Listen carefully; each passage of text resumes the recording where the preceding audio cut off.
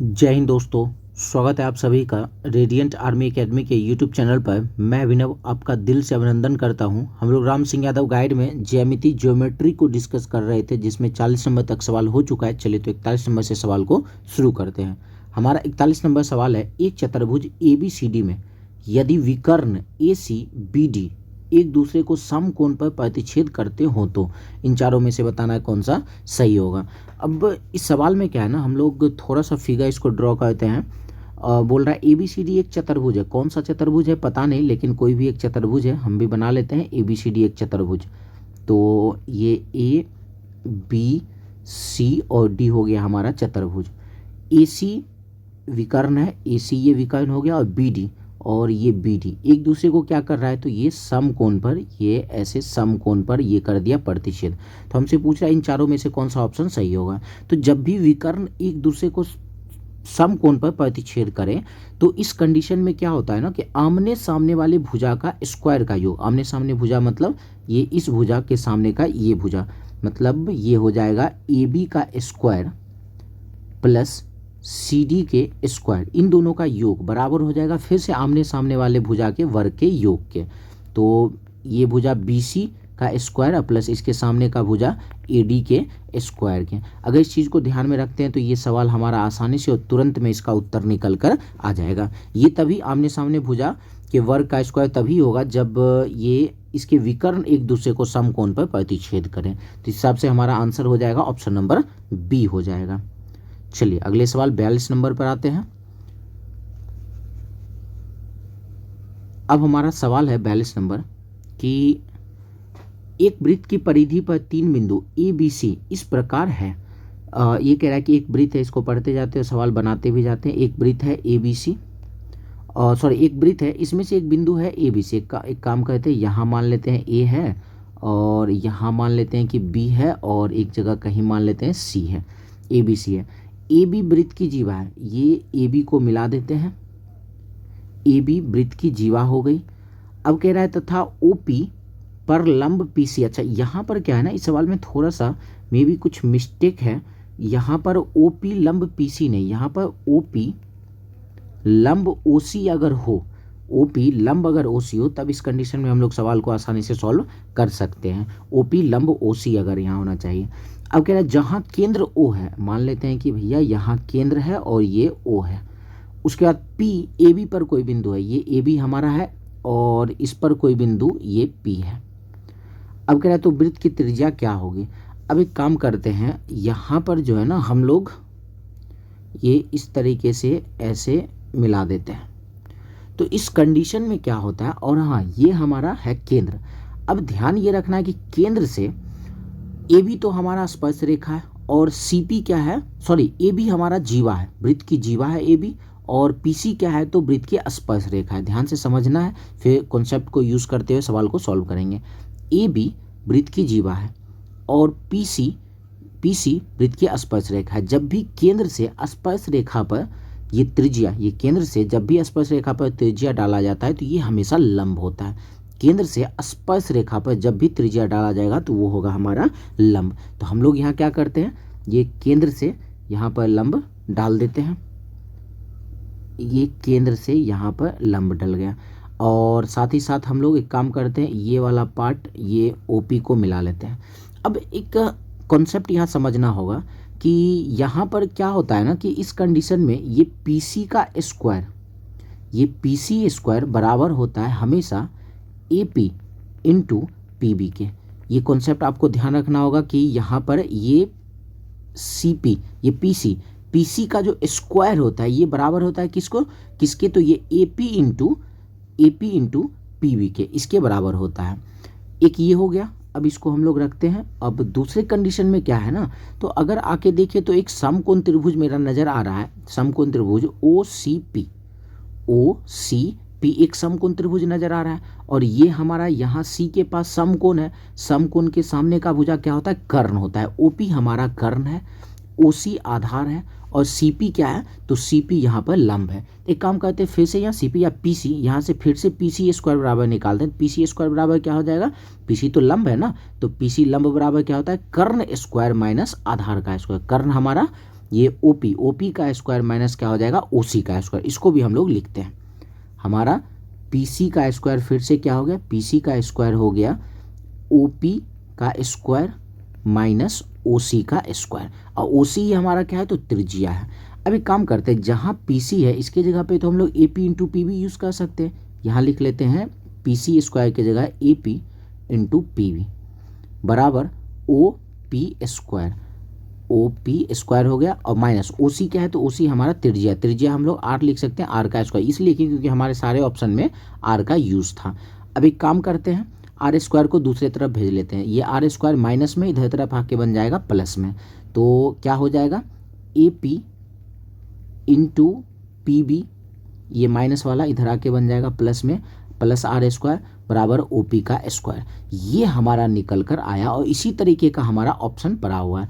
तो अगर देखें तो अच्छा ये आर स्क्वायर करके काम करते हैं, आर स्क्वायर को इस तरफ ही रखना पड़ेगा, दूसरे पार्ट को हम लोग भेज लेते हैं। तो एक काम करते हैं, आर स्क्वायर को उधर की तरफ भेज लेते हैं, माइनस आर स्क्वायर इधर आके क्या बन जाएगा, तो प्लस आर स्क्वायर बन जाएगा, तो ये इधर भेज लिए प्लस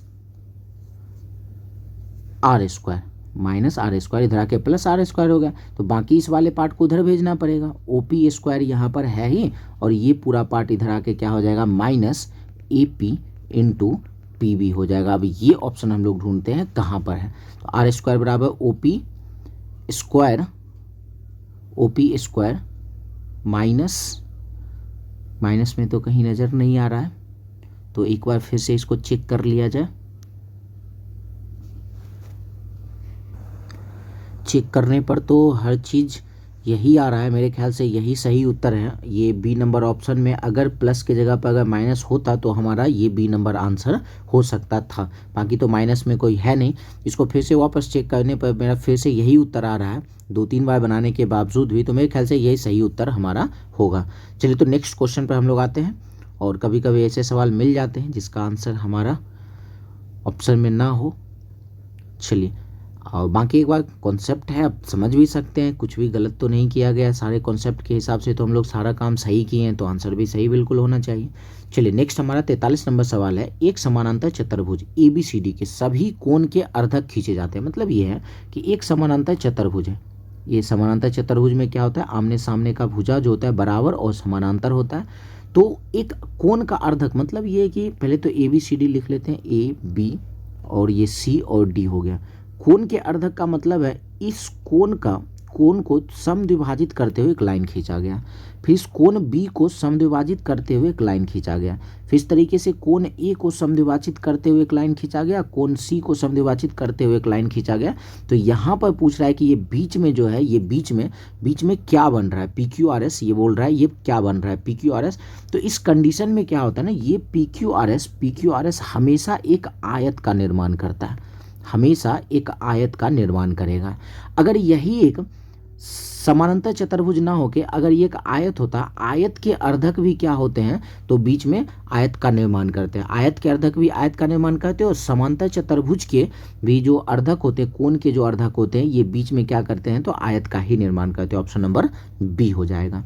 चलिए नेक्स्ट 44 नंबर पर आते हैं। अब हमारा सवाल है, एक वृत्त के व्यास AC के समानांतर एक जीवा ED है, वृत्त की परिधि पर एक बिंदु B इस प्रकार है कि कोण CBE 63 डिग्री, तो कोण DEC का माप क्या होगा, ये हमसे पूछा जा रहा है। चलिए तो बनाते हैं। पहले तो बोल रहा है एक वृत्त के व्यास, पहले तो एक वृत्त बना लिया जाए, और एक वृत्त हमारा हो गया ये, और इसका व्यास AC, तो पहले तो एक व्यास बना लेते हैं, ये हमारा व्यास हो गया AC।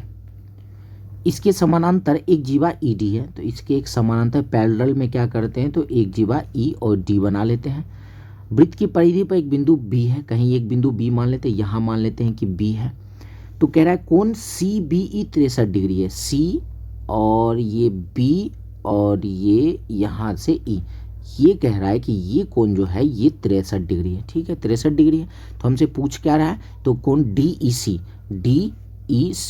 अगर हम इसको मिला दिया जाए, DEC को ये इस तरीके से मिलाकर ये ऐसे कर देते हैं, तो DEC ये वाला कोण हमसे पूछा जा रहा है। यहाँ पे देख लीजिए ब्लू से कर देते हैं, ये वाला कोण हमसे पूछा जा रहा है। चलिए तो निकालते हैं। अब यहाँ पर कुछ कॉन्सेप्ट पहले पढ़ा हुआ है, कॉन्सेप्ट समझना पड़ेगा। एक लाइन और हम लोग इसमें खुद से ड्रॉ कर लेते हैं, इस लाइन को मिला देते हैं। क्यों मिला दिए? इसलिए मिला दिए हैं कि अगर पीछे वाले कॉन्सेप्ट को अगर समझे, एक ही आधार पर अगर कोई दो त्रिभुज बना हुआ एक वृत्त के अंदर, अगर ये देखा जाए, एक ये आधार है, इसी आधार पर एक त्रिभुज ये बना हुआ है, और इसी आधार पर क्या है तो एक त्रिभुज ये बना हुआ है। इस कंडीशन में क्या होता है तो परिधि पर बना कोण बराबर होता है। ये अगर 63 है तो यहाँ भी क्या होगा, ये भी 63 ही होगा। सिंपल सी बात है। एक वृत्त के अंतर्गत एक आधार पर, एक ही आधार पर, इस आधार पर अगर देखा जाए तो दो त्रिभुज बना हुआ है। एक त्रिभुज है CBE बना हुआ है, और इसी पर एक CACE बना हुआ है, दो त्रिभुज बना हुआ है। इस कंडीशन में क्या होता है, परिधि पर बना कोण बराबर होता है। अगर ये 63 है तो यहाँ भी क्या होगा, 63 ही होगा।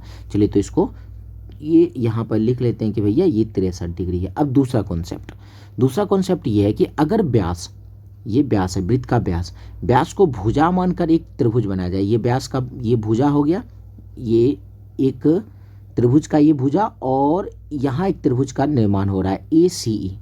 वृत्त के व्यास को भुजा मानकर एक त्रिभुज क्या बनाया तो ACE। इस कंडीशन में क्या होता है कि यहाँ जो परिधि पर कोण बनता है वो हमेशा 90 डिग्री का कोण बनता है। ये पहले भी हम लोग देख चुके हैं। ये वृत्त के व्यास को भुजा मानकर एक जैसे ही त्रिभुज बनाया जाए, जैसे ये ACE त्रिभुज बन रहा है, तो इस कंडीशन में क्या होता है तो यहाँ परिधि पर जो बना कोण होता है ये 90 डिग्री होता है। तो यहाँ पर हो गया 90 डिग्री। अब इसी त्रिभुज में देखें तो ये तीनों कोणों का योग 180 होता है। कोण A, कोण E और कोण C मिलकर 180, जिसमें से ये 90 डिग्री तो हो ही गया और ये 63 हो गया। तो 90 63 कितना हो गया 153। टोटल 180 होता है, जिसमें से 153 हो चुका है। तो बाकी बचा कितना, बाकी बच गया 27। इसका मतलब ये कोण कितना है तो ये कोण है हमारा 27। ये भी लिख लेते हैं 27। अब आते हैं, अब थोड़ा सा और कॉन्सेप्ट समझना होगा।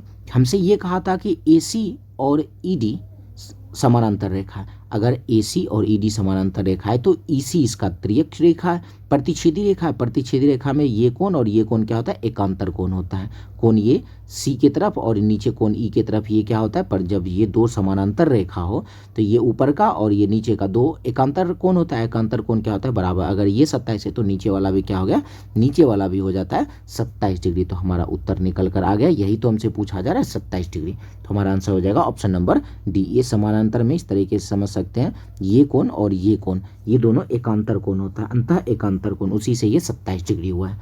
चलिए तो नेक्स्ट क्वेश्चन आते हैं हम लोग 45 नंबर पर। अब हमारा सवाल है 45 नंबर। एक ये लाइन दे रखा है और यहाँ पर एक 3x - 2 है और ये 2x है। हम जानते हैं कि ये दोनों कोण मिलकर हमेशा एक सीधी लाइन पर, इस तरीके से एक लाइन पर इस तरीके से अगर दिया हो तो ये कोण और ये कोण मिलकर हमेशा 180 डिग्री होता है। तो इसका मतलब 3x - 10 और ये प्लस 2x मिलकर कितना होगा तो 180 डिग्री होगा। 3x और 2x हो गया 5x, -10 को इधर भेज देते हैं, +10 हो जाएगा। तो 5x बराबर क्या हो जाएगा, 5x बराबर 190। इसको काट लेते हैं, 5 × 3 हो जाएगा 15 और 4 ये 38। तो हमसे क्या पूछ रहा है, x का मान हमसे पूछ रहा है। x का मान हमारा क्या निकल कर आ गया, 38 डिग्री। ऑप्शन नंबर D हो जाएगा। चलिए 46 नंबर सवाल पर आते हैं। अब हमारा सवाल है कि यदि किसी घड़ी का दोपहर 12 बजे आरंभ किया जाए तो शाम 3:45 पर घंटे की सुई कितने डिग्री का कोण घूमेगी। अच्छा, ये समझना होगा कि घंटे की जो सुई होती है 12 घंटे में एक चक्कर लगा लेता है। पूरा का पूरा 12 घंटा जब हो जाता है तो एक चक्कर लगा लेता है। एक चक्कर का मतलब है 360 डिग्री। घंटे की सुई 12 घंटा में 360 डिग्री, तो एक घंटा में कितना लगाएगी, एक घंटा में लगाएगी 12 × 36, ये काट लेते हैं 30 डिग्री। ये ध्यान रखा, घंटा की सुई एक घंटा में कितना लगाएगी, 30 डिग्री। तो ये 12 बजे चलना शुरू किया और 3:45 हुआ, तो 12 बजे से 3 बजे में 3 घंटा हो गया। तो एक घंटा में 30 डिग्री, तो 3 घंटा में कितना हो जाएगा, ये 30 या 90 डिग्री। 3 घंटा में 90 डिग्री तो घूम चुका है। अब आगे बढ़ते हैं, 45 मिनट और बचा है। चलिए 45 मिनट और चलाते हैं। एक घंटा में 30 डिग्री, तो हम एक घंटा को लिख सकते हैं कि 60 मिनट में घंटे की सुई 30 डिग्री। अगर 60 मिनट में 30 डिग्री तो एक मिनट में क्या हो जाएगा, तो हम कहेंगे 60 से, सॉरी ये यहाँ 30 से ये 60 कट जाएगा 2 बार में, तो एक मिनट में क्या हो जाएगा, एक मिनट में हो जाएगा 1/2 डिग्री। अगर एक मिनट में 1/2 डिग्री तो 45 मिनट में कितने डिग्री, तो 1/2 में 45 से गुना कर लेते हैं। 45/2 का मतलब क्या है, 22.5 डिग्री। तो टोटल कितना चला, 90 डिग्री यहाँ, 22.5 डिग्री यहाँ, 9 2 11, 112 degree. 112 degree option number C हो जाएगा। चलिए नेक्स्ट 47 नंबर सवाल को देखते हैं क्या है। अब हमारा सवाल है, एक चतुर्भुज के चारों कोण एक निश्चित क्रम में बढ़ा दिया जाए तो बाह्य कोण का योग क्या होगा। तो कोई भी बहुभुज हो उसके बाह्य कोण का योग हमेशा 360 डिग्री होता है, चाहे वो पंचभुज हो, षष्ठभुज हो, अष्टभुज हो, चाहे उसमें 12 भुजा हो, 18 भुजा हो, जितने भी भुजा हो, बाह्य कोणों का योग हमेशा 360 डिग्री होता है। चलिए 48 नंबर पर आते हैं। अब हमारा सवाल है, 3 समानांतर रेखा ये दे रखा है जिसमें से दो त्रियक रेखा चित्रानुसार काटती है। अच्छा, इस कंडीशन में लोग पीछे भी पढ़ चुके हैं, जब भी ऐसा फिगर होता है समानांतर रेखा उसके त्रियक रेखा, तो AB/BC बराबर होता है DE/EF के। तो यहाँ हम लोग लिख लेते हैं कि यहाँ पर क्या होता है, AB/BC ये बराबर हो जाता है DE/EF के। अब इस सवाल में अगर आके देखिए तो AB है हमारा 2, तो AB की जगह 2 रख लिए। BC है हमारा 4, तो BC की जगह 4 आ गया। फिर D हमारा 1.5 है और नीचे EF हमसे पूछा ही गया, तो अब इसको कैंसिल करते हैं। 2 से 4 कट जाएगा, 2 बार में कोना कोना गुना कर लेते हैं। 1.5 को 2 से गुना करते हैं, क्या मिल जाएगा, 3 मिल जाएगा। ऑप्शन नंबर बी हो जाएगा। चलिए नेक्स्ट 49 नंबर सवाल। ऐसे सवाल भी हम लोग पीछे कर चुके हैं ऐसे कॉन्सेप्ट पे। इसमें क्या होता है, तो यहाँ पर जब भी ये त्रिभुज इस तरीके से बना हुआ हो तो ये AD/BD बराबर होता है AE/EC के। AD/BD बराबर AE/EC के। तो बनाते हैं इसको, तो यहाँ पर क्या होगा, AD/BD बराबर AE/EC। तो मान रख देते हैं। AD की जगह पर 1 रख लेते हैं और BD की जगह रखना होगा 3 बराबर AE की जगह हमें 2 रखना होगा और बटे EC तो हमें पूछ ही रहा है। हो गया, कोना कोना गुना कर लेते। इधर तो कुछ नहीं, एक ही है, EC को 1 से गुना करेंगे EC होगा, 2 गुना 3 हो जाएगा 6। ऑप्शन नंबर ए हो जाएगा। चलिए अगले सवाल 50 नंबर की ओर प्रस्थान करते हैं। अब हमारा सवाल है, त्रिभुज ABC के अंतः कोण A का अर्धक। अच्छा, एक त्रिभुज है ABC और ABC में क्या हुआ है कि इस A का अर्धक मतलब इस कोण A को 2 भाग में बांटते हुए आया, इसको 2 भाग में बांट दिया, बराबर भाग में। तो AD जो है, ये AD BC को D पर मिलता है, BC को D पर मिला दिए। AB 10 है, AB 10 है, AC 6 है, AC इधर 6 है, BD 5 है, BD 5 है, तो हमसे ये DC पूछा गया, ये पूछा गया। तो इस कंडीशन में क्या होता है ना, जब भी अर्धक हो, ये कोण A का अर्धक अगर AD अगर हो, इस कंडीशन में ये अगर 10 भुजा है, AB अगर 10 है तो ये वाला पार्ट BD आधा हो जाता है 5। इसी तरीके से AC अगर 6 है तो इसका आधा DC क्या हो जाता है, DC हो जाएगा 3। तो आंसर हमारा हो जाएगा ऑप्शन नंबर ए हो जाएगा। चलिए नेक्स्ट 51 नंबर सवाल पर आते हैं। अब हमारा सवाल है, यदि एक त्रिभुज के बाह्य कोण, अच्छा कोई भी त्रिभुज हो, कोई भी बहुभुज हो, बाह्य कोण का योग हमेशा 360 डिग्री होता है। इसका अनुपात दिया है, तो बाह्य कोण का योग 360, तो यहाँ से योग देख लेते हैं, 4 3 7 2 9, यहाँ से 9 और हमारे हिसाब से होता है 360 डिग्री। तो 9 बराबर 360 डिग्री, तो 1 बराबर 9 चौके 36 40 डिग्री। तो 1 बराबर 40, तो 2 बराबर 80, 2 बराबर 80, तो यहाँ 80 है। 3 बराबर 1 बराबर 40, तो 3 बराबर 120 और 4 चौके 60, 160 हो जाएगा। तो हो जाएगा ऑप्शन नंबर बी हो गया। चलिए नेक्स्ट 52 नंबर सवाल। अब हमारा 52 नंबर सवाल है कि दिए गए चित्र में ये AB बराबर है AC के, ये जो पूरा लाइन है ये AB बराबर है AC के, ठीक है। उसके बाद बोल रहा है कि BE और CF जो है, ये BE और CF जो है ये कोण का अर्धक है, इस कोण का अर्धक है, तो क्या होगा। अच्छा, ये क्वेश्चन जो है ना डायरेक्ट हमें थेल्स पर में ये पूछ दिया है। तो इस कंडीशन में हमेशा क्या होता है ना कि ये वाला त्रिभुज जो दिख रहा होगा, ये वाला त्रिभुज और ये वाला त्रिभुज, ये हमेशा सर्वांग सम होता है।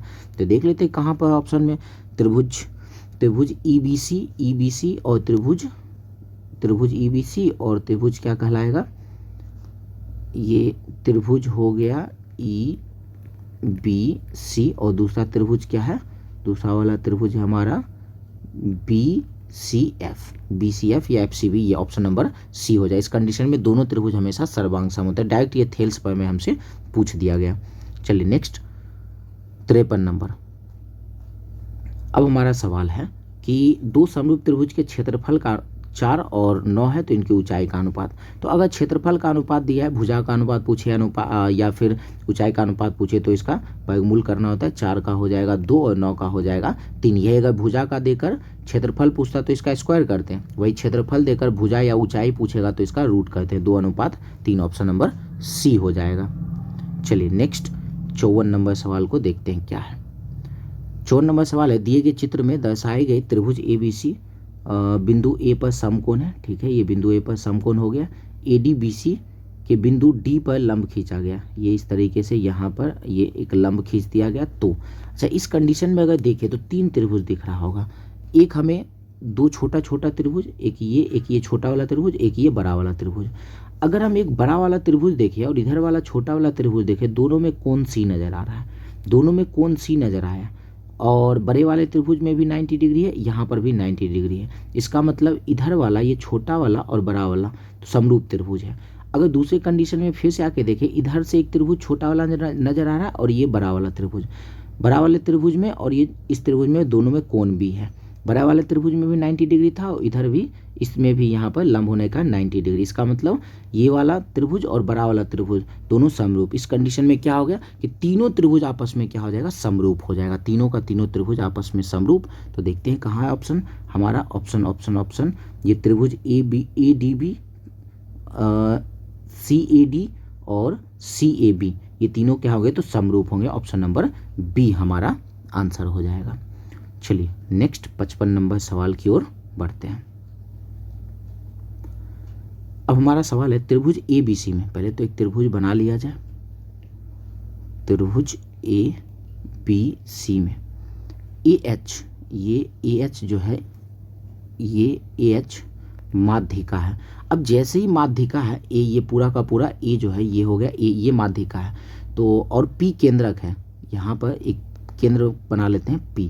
केंद्रक हमें पता होता है क्या होता है, केंद्रक जो होता है वो तीनों माध्यिका मिलकर बनती है। और केंद्रक जो ये P है, ये माध्यिका को 2:1 में बांट देता है। ये पहले भी हम लोग देख चुके हैं। तो हमसे क्या पूछा है, AP का मान हमसे पूछा गया है। AP का मान, ये यहाँ से यहाँ तक का मान पूछा गया है। तो ये सीधी सी बातें कह रहे हैं कि हमारा जो पूरा का पूरा माध्यिका A है और इसको 2:1 में बांट रहा है। तो यहाँ से टोटल 2 और 1 3 हो गया।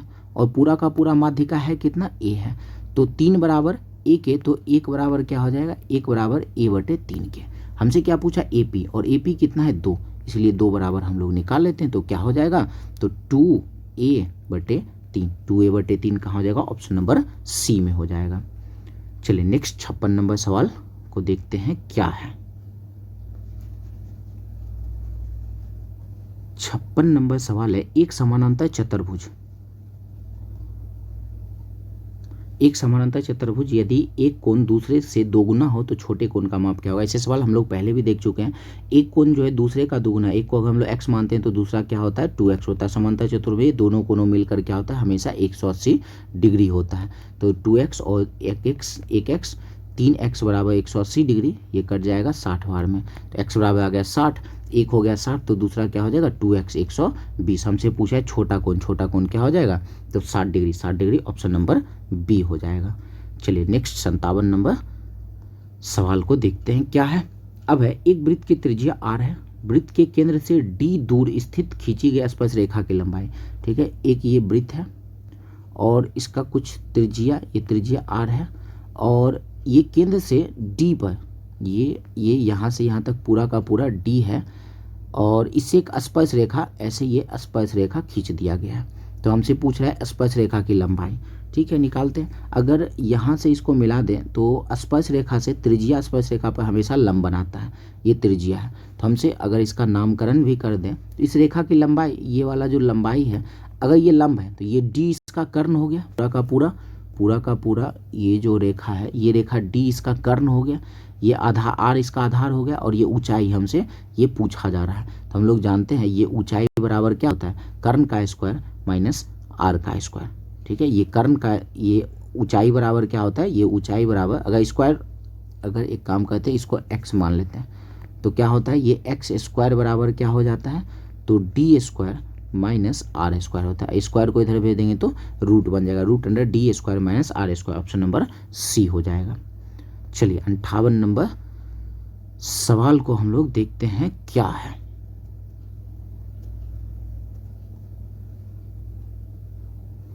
अंठावन नंबर सवाल है हमारा, एबीसीडी एक चक्रीय चतुर्भुज है, ठीक है। बनाते हैं एबीसीडी एक चक्रीय चतुर्भुज। चक्रीय चतुर्भुज का मतलब ये होता है कि चारों, एक चतुर्भुज जो वृत्त के चारों कोनों से सटा हुआ हो। और चक्रीय चतुर्भुज में क्या होता है, तो आमने सामने का जो कोण होता है वो हमेशा 90 डिग्री होता है। ये चीज़ हमेशा ध्यान रखना है। चक्रीय चतुर्भुज में आमने सामने का कोण हमेशा 180 डिग्री, और चारों कोण जो होता है वो वृत्त से सटा हुआ होना चाहिए, तभी आमने सामने का कोण 180 डिग्री होगा। ए और सी से खींची गई स्पर्श रेखा, ए से एक स्पर्श रेखा ऐसे खींच देते हैं, चाहिए, और सी से भी एक स्पर्श रेखा ऐसे खींच देते हैं, ये पी पर जाकर मिल गया। और कोण ए बी सी, ये कोण हमारा जो है ये 105 डिग्री है। तो हमसे क्या पूछा जा रहा है, तो ए पी सी ये कोण हमसे पूछा जा रहा है। तो जैसे ही हम जानते हैं ये अगर 105 डिग्री है, चक्रीय चतुर्भुज में विपरीत वाला कोण क्या हो जाता है, तो ये हो जाएगा हमारा 75 डिग्री। अब यहाँ एक कॉन्सेप्ट और समझना होगा, ये केंद्र यहाँ मानते हैं और इस केंद्र से यहाँ पर मिला देते हैं। तो हम जानते हैं कि त्रिज्या जो होता है, ये जो त्रिज्या हम लोग खींचे ये स्पर्श रेखा पर 90 डिग्री बनाता है, और यही त्रिज्या यहाँ पर स्पर्श रेखा के साथ 90 डिग्री का कोण बना देगा। और साथ ही साथ क्या होता है कि ये केंद्र पर बने कोण का ये दुगुना, ये परिधि पर जो कोण बना है केंद्र पर क्या होता है इसका दुगुना होता है। तो ये केंद्र पर क्या, अगर ये 75 है तो ये केंद्र पर क्या हो जाएगा, 75 दूना 150 डिग्री हो जाएगा। ध्यान समझना है कि अगर जैसे ये त्रिभुज अगर बनाते हैं, वृत्त बनाते हैं, इस तरीके से अगर बना दिया जाए, इस तरीके से बना दिया, अगर यहाँ पर अगर 75 डिग्री है तो ये वाला कोण क्या होता है, ये कोण 75 का दोगुना 150 डिग्री हो जाता है। वही बातें यहाँ पर कर दी हैं 150 डिग्री। अब यहाँ पे एक चतुर्भुज दिख रहा होगा ए पी सी, और यहाँ केंद्र को ओ मान लेते हैं, केंद्र को ओ मान लेते हैं। तो यहाँ पर एक चतुर्भुज हमें ए पी सी ओ ए, इस तरीके से ओ ए पी सी, इस तरीके से एक चतुर्भुज दिख रहा है, जिसमें से इस चतुर्भुज में क्या है, तो यहाँ और यहाँ 90 डिग्री 180 डिग्री हो गया। इसका मतलब ये कोण और ये वाला कोण मिलकर 180 डिग्री होगा, जिसमें से ये 150 दे ही दिया है, बाकी का बचा 30, क्या हो जाएगा, ए पी सी हमारा 30 डिग्री, ये कोण हो जाएगा 30 डिग्री। यही हमसे पूछा गया, ऑप्शन नंबर बी हो जाएगा। चलिए नेक्स्ट 59 नंबर सवाल को देख लेते हैं। अब हमारा सवाल है 180 डिग्री के कोण से बड़ा, अच्छा 180 डिग्री से बड़ा है, 360 से छोटा है। तो 180 से बड़ा और 360 से छोटा होता है वो बृहद कोण कहलाता है। सम कोण 90 डिग्री का होता है, अधिक कोण 90 डिग्री से छोटा और 90 डिग्री से बड़ा और 180 डिग्री से छोटा होता है। न्यून कोण 90 डिग्री से छोटा होता है। तो 180 से बड़ा 360 से छोटा बृहद कोण कहलाता है। चलिए नेक्स्ट आज का हम लोग आखिरी सवाल करते हैं 60 नंबर। अब हमारा सवाल है कि इनमें से कौन सा कथन असत्य है। एक रेखा, कौन सा कथन गलत है ये हमसे पूछा है। एक रेखा की निश्चित लंबाई होती है, तो एक रेखा की ठीक है निश्चित लंबाई होती है इसकी, और दिए गए बिंदु, ये तो सही है हमारा। एक बिंदु से केवल एक रेखा खींचा सकता है, एक बिंदु से जो है ये इससे अनंत रेखा खींची जा सकती है, ये बात ध्यान में रखना है। एक ही बिंदु से अनंत रेखा खींची जा सकती है, तो ये वाला लाइन हमारा गलत है और गलत ही हमसे पूछा गया है। और दो बिंदु से केवल एक ही रेखा खींची जा सकती है, बिल्कुल सही है कि दो बिंदु से एक ही रेखा खींची जा सकती है। दो सीधी रेखा केवल एक बिंदु पर प्रतिष्ठित होती है, ये भी सही बात है। दो सीधी रेखा जो है वो एक बिंदु पर प्रतिच्छेद करते हैं। कोई भी दो अगर ये सीधी रेखा रहते हैं तो इस तरीके से एक ही बिंदु पर प्रतिच्छेद करेगी, तो ये भी सही है। तो एक ही मात्र हमारा बी ऑप्शन गलत है और यही हमसे पूछा गया। तो इस तरीके से हमारा 60 नंबर तक सवाल समाप्त होता है, और आशा करते हैं कि आपको क्वेश्चन समझ में आया होगा। और आपको वीडियो कैसा लगा, क्वेश्चन समझ में आया या ना आया, आप हमें कमेंट में ज़रूर बताएं। बाकी अगर आपको वीडियो पसंद आया हो तो आप हमारे वीडियो को लाइक और शेयर कर सकते हैं। साथ ही अभी भी बहुत सारे सवाल हैं, साथ ही साथ हमारे चैनल को सब्सक्राइब कर सकते हैं, और हमारे कुछ सोशल मीडिया हैंडल है, आप इनसे हमसे जुड़ सकते हैं। चलिए तो मिलते हैं हम लोग नेक्स्ट वीडियो में। धन्यवाद।